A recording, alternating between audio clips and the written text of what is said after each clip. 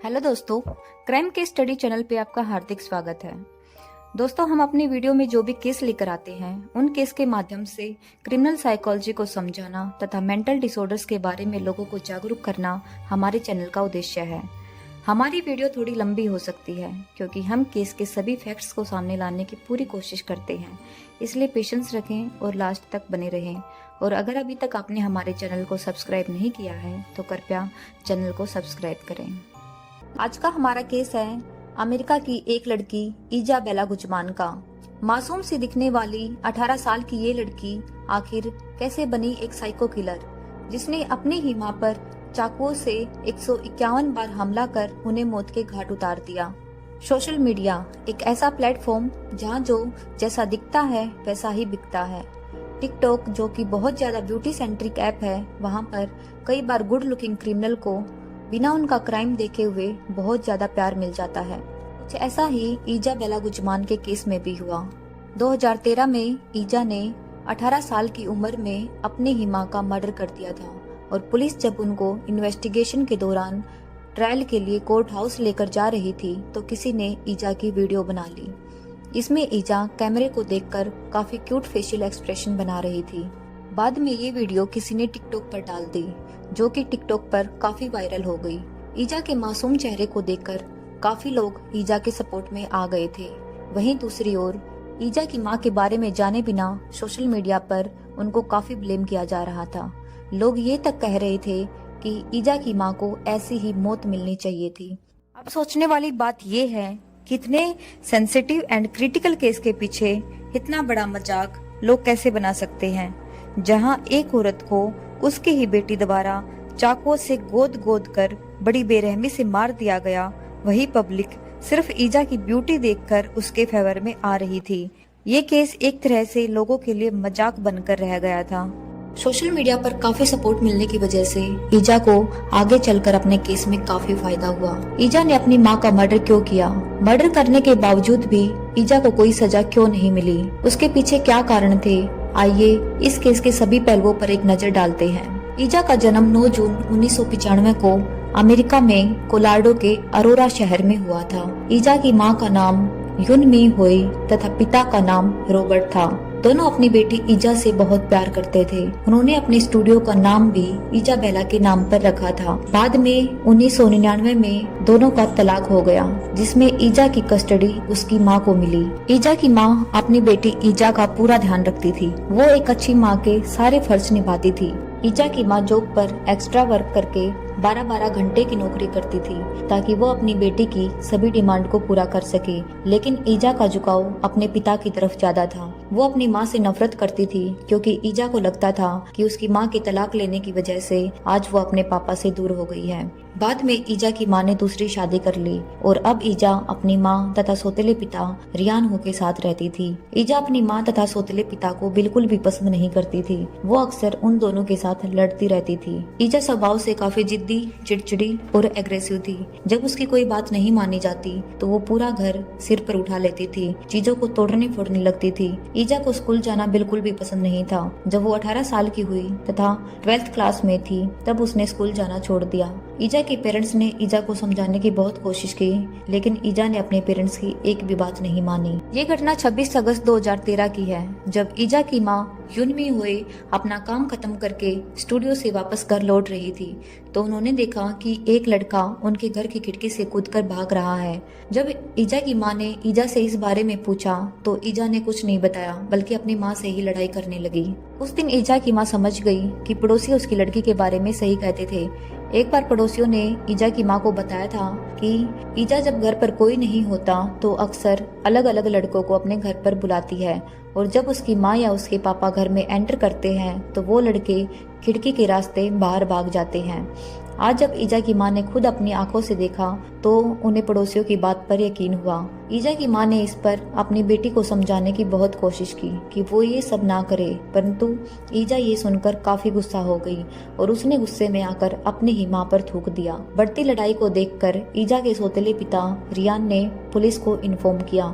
Police आई, लेकिन घरेलू matter को देखते हुए पुलिस ने ज्यादा कुछ एक्शन नहीं लिया और दोनों माँ बेटी को समझाकर वापस चली गई। उसी रात ईजा ने अपनी माँ को मैसेज किया। अगले दिन सुबह ईजा की माँ ने उस मैसेज को देखा जिसमें लिखा था यू विल पे, यानी इसमें ईजा के कहने का मतलब ये था कि तुमने मेरे साथ जो कुछ भी किया है उसके लिए तुम्हें भुगतना पड़ेगा। ये मैसेज देखकर ईजा की माँ काफी डर गई। उसने अपने पति रियान को भी इस मैसेज को दिखाया। अब दोनों को ये समझ नहीं आ रहा था कि वो अब करे तो करे क्या। इस पर ईजा की माँ ने दोबारा पुलिस को इन्फॉर्म किया। पुलिस आई। इस बार उन्होंने ईजा को स्ट्रिक्टली समझाया कि अब की बार उसने अपनी माँ के साथ इतना गंदा बिहेव किया तो उसके पेरेंट्स उसे घर से निकाल देंगे। इतना समझाकर पुलिस चली गई। उसके बाद ईजा अपने बेडरूम में चली गई तथा उसकी माँ जॉब पर। ईजा की माँ, जो कि अपने एक्स हस्बैंड रॉबर्ट के साथ ही जॉब करती थी, उन्हें सारी बात बताती है।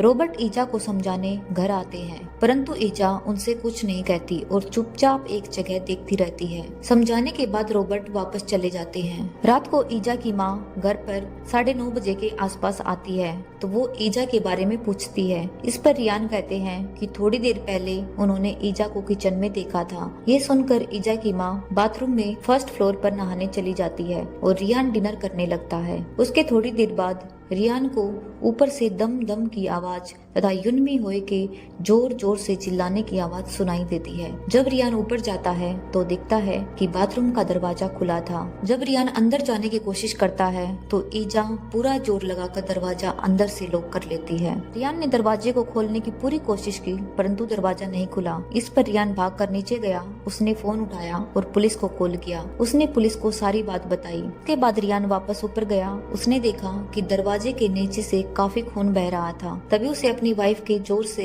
चिल्लाने की आवाज सुनाई दी, जिसमें उसकी वाइफ कह रही थी जिहोवा, जिसका मतलब था भगवान। ये युनमी होए के आखिरी शब्द थे।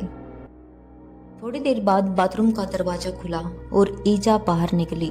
उसका पूरा बदन खून में सना हुआ था और उसने अपने हाथ में चाकू ले रखा था। ये सब देखकर रियान बहुत डर गया। उसे लगा जैसे अगला नंबर अब उसी का है, परंतु ईजा ने रियान की तरफ देखा तक नहीं और वो चुपचाप नीचे चली गई। इस पर रियान भागकर बाथरूम में गया। वहाँ का मंजर देखकर उसके पैरों तले से जमीन खिसक गई, क्योंकि बाथरूम में हर जगह खून ही खून था और युनमी होए की आंखें छत की तरफ खुली तथा ठहरी हुई थी। युनमी होए के गले पर चाकू से अनेक वार किए गए थे तथा चेहरे पर भी चाकुओं से हमला किया गया था। रियान की कॉल के 11 मिनट बाद, यानी 10:16 पर पुलिस भी वहां पहुंच चुकी थी। उन्होंने युनमी होए की बॉडी की जांच की और 10:28 पर युनमी होए को मुर्दा घोषित कर दिया तथा पोस्टमार्टम के लिए भेज दिया। अब पुलिस इजाबेल को ढूंढ रही थी, परंतु उन्हें ईजा कहीं नहीं मिली। इस पर पुलिस मीडिया के जरिए एक एडवाइजरी जारी करती है, क्योंकि ईजा आम लोगों के लिए एक खतरा थी तथा ऊपर से उसके पास एक हथियार भी था। पुलिस पब्लिक से अपील करती है कि ईजा जहां कहीं भी किसी को भी दिखाई दे वो तुरंत पुलिस को इन्फॉर्म करे। अगले दिन युनमी होए की पोस्टमार्टम रिपोर्ट भी आ गई, जिसमें पता लगा कि युनमी होए पर 79 बार चाकुओं से हमला किया गया था, जिसमें 31 बार फेस पर तथा 48 बार गले पर हमला किया गया था। बाद में कोर्ट की सुनवाई के दौरान पता चला कि युनमी होए पर 79 नहीं बल्कि 151 बार हमला किया गया था, जिसमें 35 बार उसके चेहरे पर, 51 बार गले पर तथा बाकी 65 हमले बॉडी के अलग अलग हिस्सों पर किए गए थे। इसके अलावा चाकू मारने से पहले उसे बेसबॉल से पीटा भी गया था। जब ये रिपोर्ट मीडिया में आई तो पूरे अमेरिका में आग की तरह फैल गई, क्योंकि लोगों को विश्वास नहीं हो रहा था कि एक बेटी ने अपनी ही माँ का इतने बुरे तरीके से मर्डर कर दिया। 29 अगस्त को ही